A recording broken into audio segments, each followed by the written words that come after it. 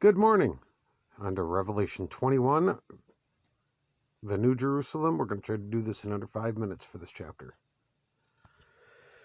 Then I saw a new heaven and a new earth, for the first heaven and the first earth had passed away, and there was no longer any sea. I saw the holy city, the New Jerusalem, coming down out of the heaven from God, prepared as a bride beautifully dressed for her husband.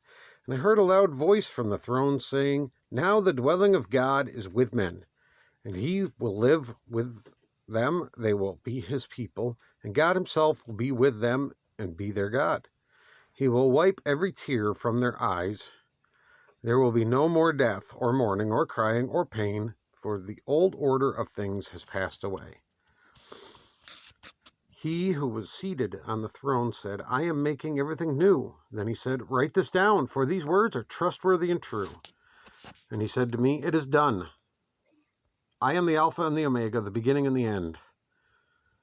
To him who is thirsty, I will give to drink without cost from the spring of the water of life. He who overcomes will inherit all this, and I will be his God, and he will be my son. But the cowardly and unbelieving, the vile, the murderers, the sexually immoral, those who practice magic arts, the adulterers, and all liars, their place will be in the fiery lake of burning sulfur. This is the second death." One of the 7 angels who had the 7 bowls full of the 7 last plagues came and said to me, "Come, I will show you the bride, the wife of the Lamb." And he carried me away in the Spirit to a mountain great and high, and showed me the holy city, Jerusalem, coming down out of heaven from God. It shone with the glory of God, and its brilliance was like that of the very precious jewel, like a jasper, clear as crystal. It had a great high wall with 12 gates, and with 12 angels at the gates. On the gates were written the names of the 12 tribes of Israel. There were 3 gates on the east, 3 on the north, and 3 on the south, and 3 on the west. The wall of the city had 12 foundations, and on them were the names of the 12 apostles of the Lamb. The angel who talked with me had a measuring rod of gold to measure the city, its gates and its walls. The city was laid out like a square, as long as it was wide. He measured the city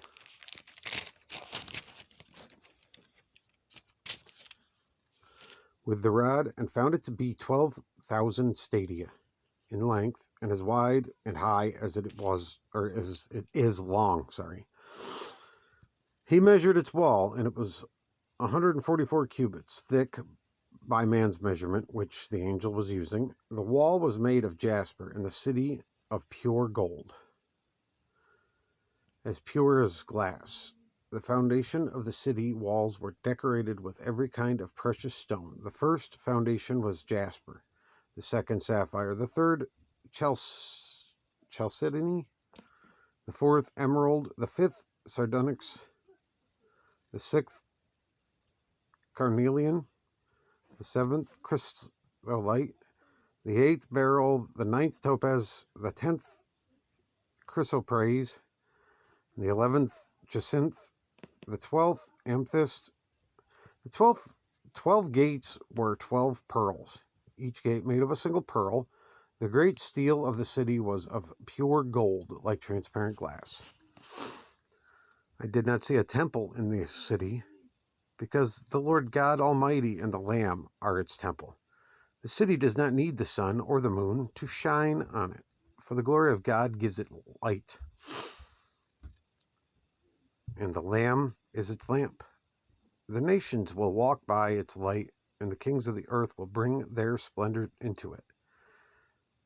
On no day will its gates ever be shut, for there will be no night there. The glory and honor of the nations will be brought into it. Nothing impure will ever enter it, nor will anyone who does what is shameful or deceitful, but only those whose names are written in the Lamb's book of life. Thank you for following along.